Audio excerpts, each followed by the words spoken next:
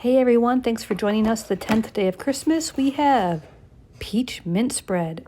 All right, peach and Old Tom gin are a match made in heaven. So let's make an Old Tom julep. Get that jam into a cocktail shaker.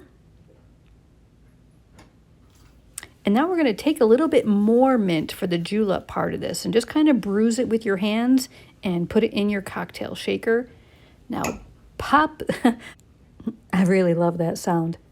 Let's get some Old Tom gin in that cocktail shaker. About 1.5 shots, maybe close to 2 shots, depending on your taste.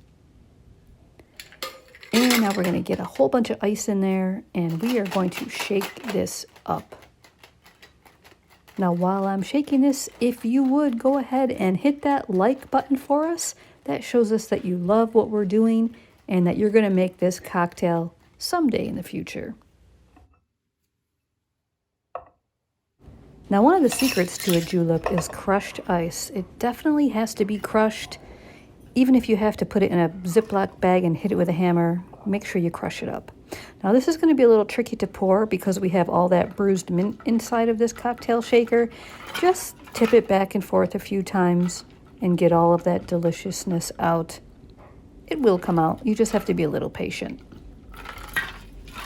All right, now we are going to top this with ginger beer.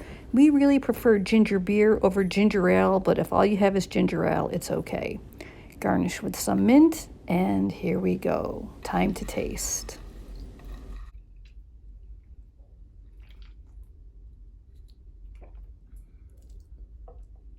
It's really good. Oh, yeah. Isn't that good? That's good. Yeah. Really good. Oh, yeah. And there you have it, a peachy mint julep with Old Tom gin. Delicious.